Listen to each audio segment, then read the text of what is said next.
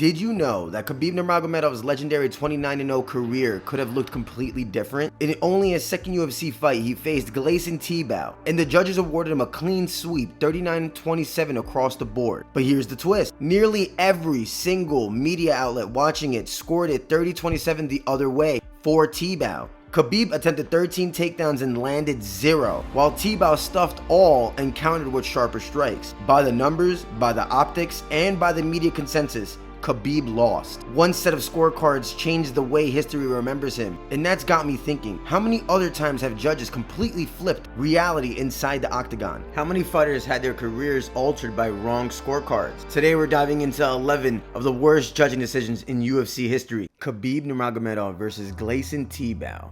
This one might be one of the most shocking one of them all, because it involves one of the greatest fighters in UFC history. Khabib Nurmagomedov walked into UFC 148 with an undefeated record and massive hype, but against veteran Gleison Tibau, things didn't go as planned. Khabib attempted 13 takedowns and landed 0. Tibau stuffed every single one, controlled the clinch, and even scored takedowns of his own. Officially, he was credited with 1, but I counted 2. On the feet, Tibau outstruck Khabib, landing the cleaner and harder shots. By the end of round 2, even the commentators were openly questioning Khabib's chances. 1 minute into the third round, Joe Rogan said, "This, in my opinion, is the case of a guy who's very game and very young to this level of competition, facing a real veteran like Gleison Tibau. At this point of the game, Gleison just seems to be the better fighter." Then, with less than a minute left, Mike Goldberg added, "The corner of Nurmagomedov is getting very urgent. I'm sure the fighter is as well." Rogan followed up with, "Well, if he loses this fight, and we both probably think he will lose by decision, unless something changes in the next 50 seconds, it's a learning experience for this young man." Turns out it wasn't. So when Bruce Buffer read the scorecards, 30-27, 30-27, 30-27 for Khabib Nurmagomedov, the MMA world was stunned. Wow! Wow, indeed.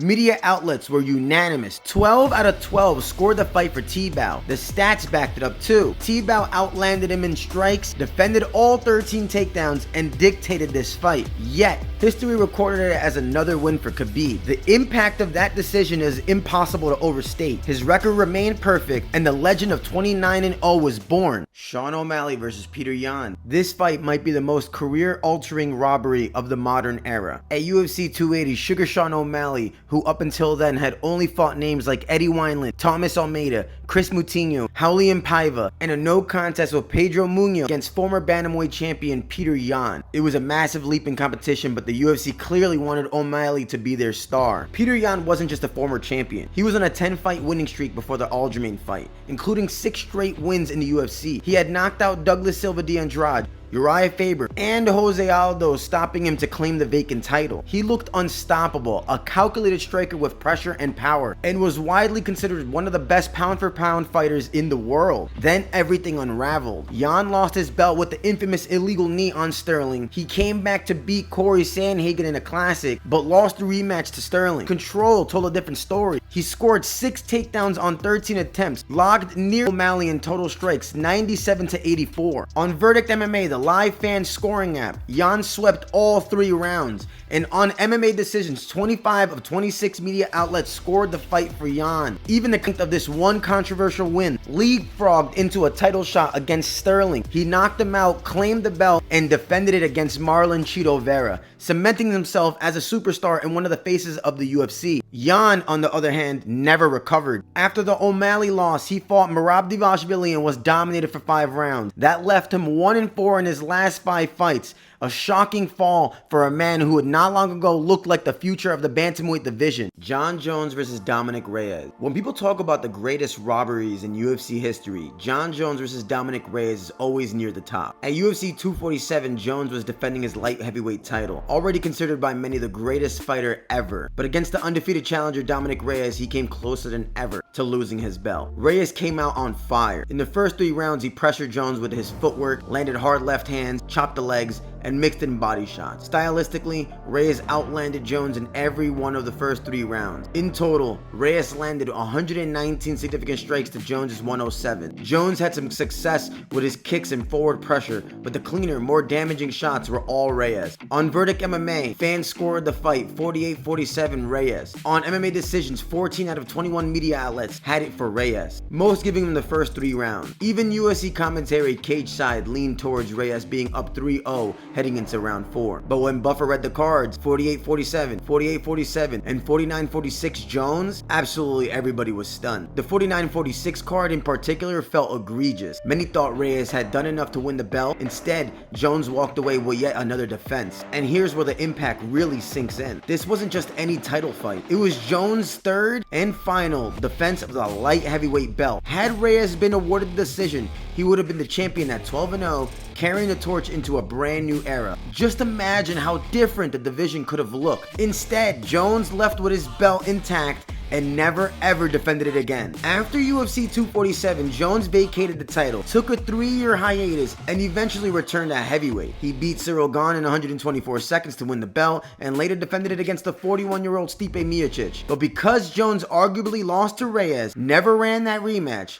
avoided Ngannou, skipped fighting Tom Aspinall, his legacy at heavyweight now feels tainted for a lot of fans. That Reyes fight is the moment people point to when they question whether Jones really stayed dominant until the end. Meanwhile, Reyes' career went in the absolute opposite direction. That robbery rattled him so much that he even left his longtime coaches and gym, changing his entire formula. The results were disastrous. He was knocked out in back-to-back fights against Jan Blachowicz and Yuri Prochazka, who both went on to become champions. But then, the real gut punch came in a first-round knockout loss to Ryan Spann. The ripple effects of that night are still felt. This opened the door for a completely different title lineage. Blachowicz became champion, Glover Teixeira had his legendary late career run, Yuri Prochazka grabbed the belt in 2022, Jamal Hill followed, Alex Pereira briefly reigned, and today Magomed Ankalaev is currently the light heavyweight champion after beating Pereira. Jones walked away with his legacy preserved, while Reyes is fighting hard to get that now elusive title opportunity. Cory Sanhagen versus TJ Dillashaw. Sanhagen came into the UFC as one of the most exciting contenders in the bantamweight division. He had just bounced back from a loss to Aljamain Sterling with 2 highlight reel knockouts, a flying knee against Frankie Edgar and a spinning wheel kick against Marlon Moraes. He was 7-1 in the UFC, and with a win here, he would have all but guaranteed himself a title shot. From the opening bell, Sanhagen's striking was on point. He used length and angles to keep Dillashaw at range. He landed the cleaner, harder shots including flying knees, uppercuts, and big counter hooks. By the numbers, Sanhagen outlanded Dillashaw 128-110 in significant strikes. Most fans and media saw the fight for Cory. According to MMA Decision, 17 out of 23 media outlets scored the fight for Sanhagen. Verdict MMA also had Sanhagen winning, but when the judges' scorecards were read, it was TJ Dillashaw by split decision, a result that shocked plenty and left Sanhagen in limbo. And the aftermath of his fight is just as wild. Dillashaw's knee injury ended up keeping him out for another year, and then when he returned to fight Aljamain Sterling, he revealed that his shoulder had already been dislocated in training over 20 times before that fight.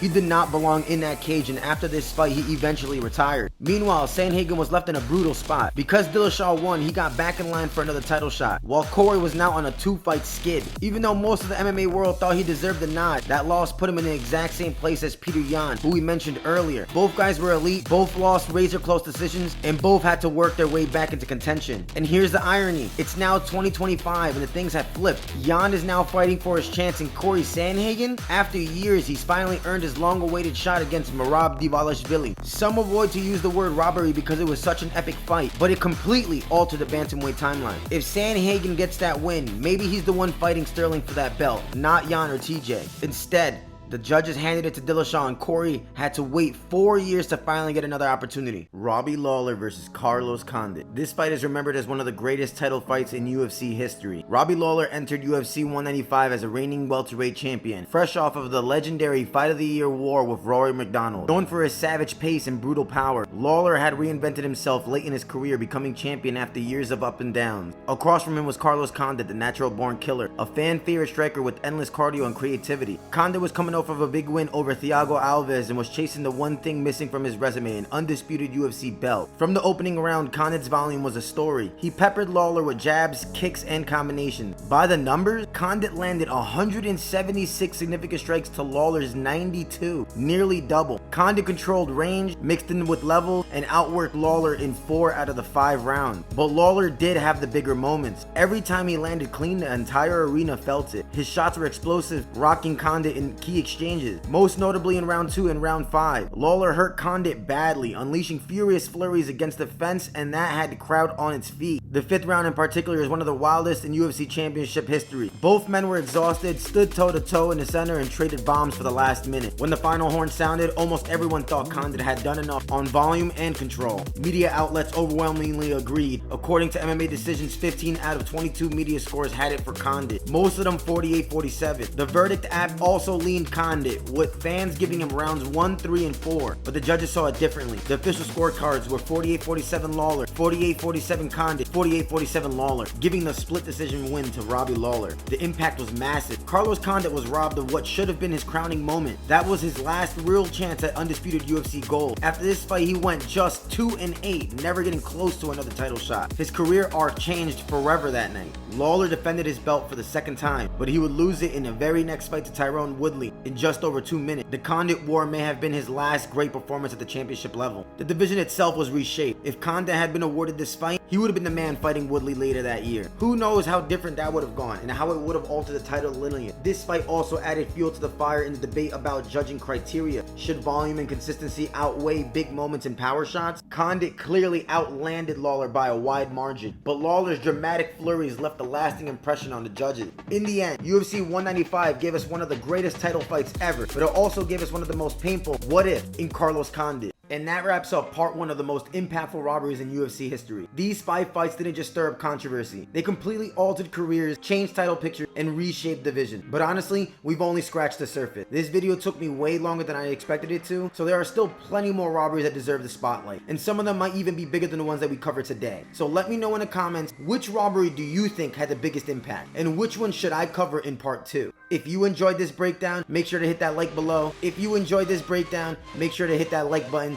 subscribe, and turn on notifications so you don't miss the next video. Part 2 is coming out soon, and trust me, you don't want to miss it.